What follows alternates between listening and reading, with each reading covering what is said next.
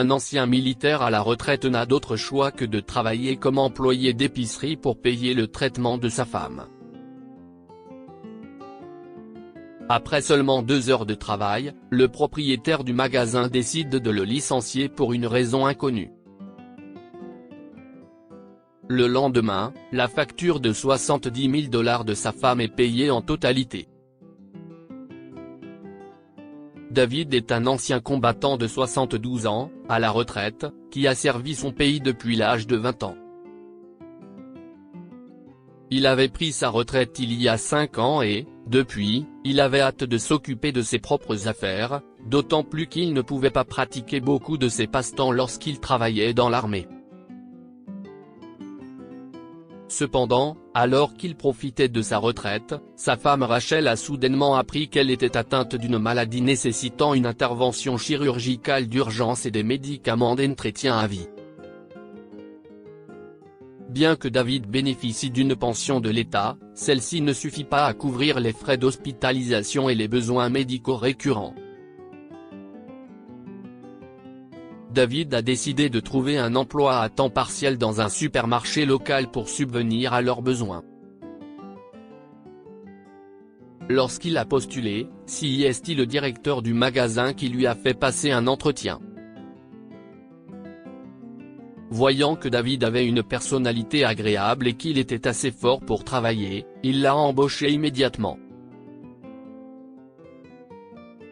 David était chargé d'accueillir les clients à leur entrée et de répondre à leurs questions. Il a trouvé son nouveau travail agréable, car tout le monde était courtois et respectueux envers lui, ce qui lui permettait de travailler et de les aider facilement. Les autres employés ont également beaucoup soutenu David et l'ont aidé à s'adapter à son nouveau rôle en l'orientant et en lui donnant quelques conseils. Cependant, environ 3 heures après que David ait commencé à travailler, l'atmosphère de l'épicerie a soudainement changé. Un collègue a chuchoté à David que l'homme qui venait d'entrer dans le magasin par l'entrée arrière était le propriétaire, Grégory. Alors qu'il se dirige vers l'avant, il a les yeux fixés sur David tout le temps. « Pouvez-vous aller dans mon bureau, s'il vous plaît ?» dit-il dès qu'il est en face du vieil homme. David était nerveux, pensant qu'il avait fait quelque chose de mal. Ses collègues le regardent avec sympathie, car ils ne pensent pas que David ait fait quelque chose de mal.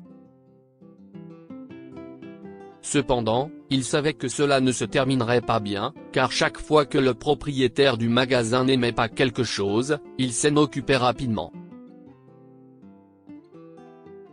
Lorsque David est entré dans le bureau, Grégory lui a demandé de s'asseoir.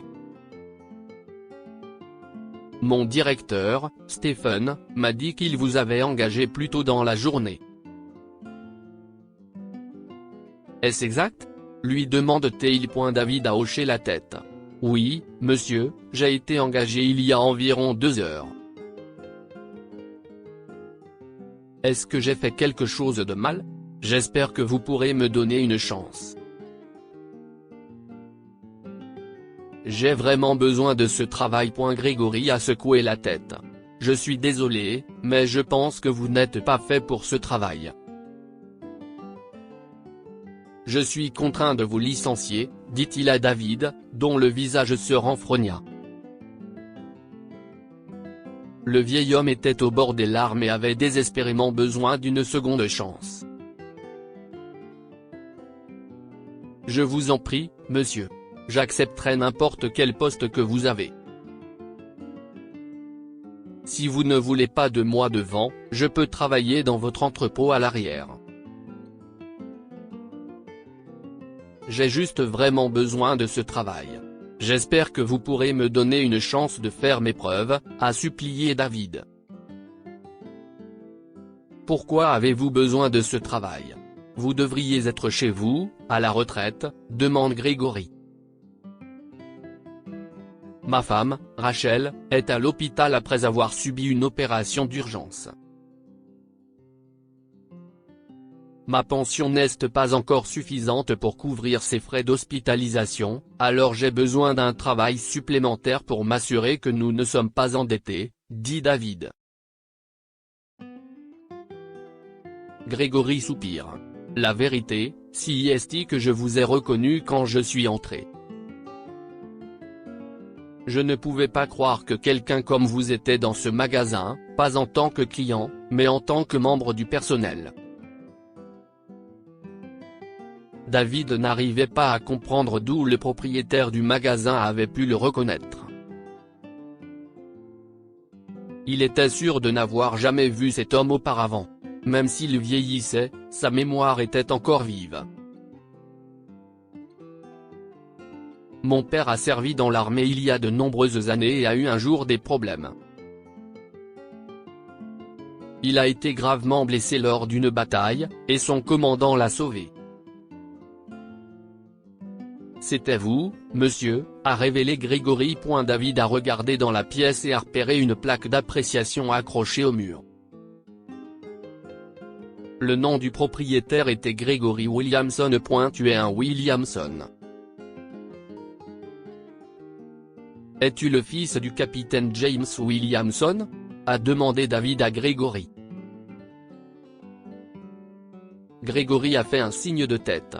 Je le suis, monsieur. Ma famille vous doit beaucoup de gratitude.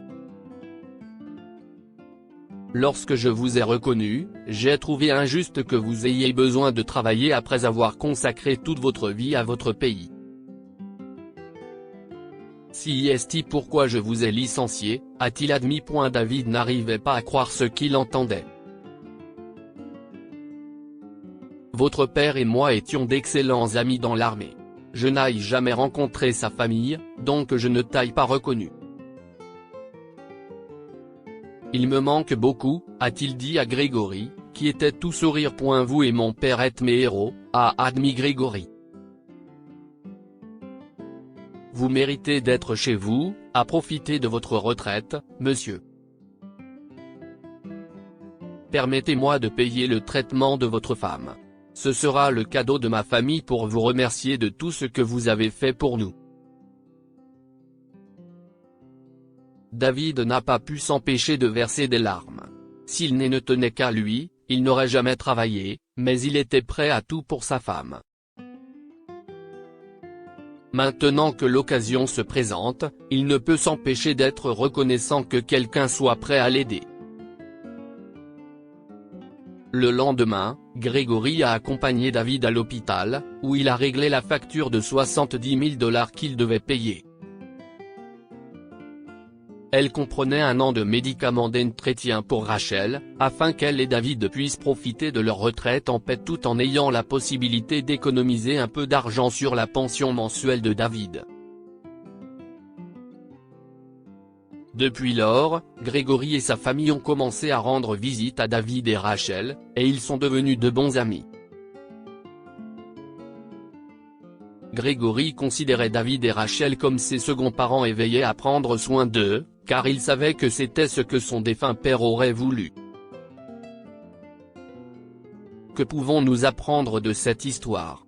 Votre gentillesse vous sera un jour rendue d'une manière ou d'une autre.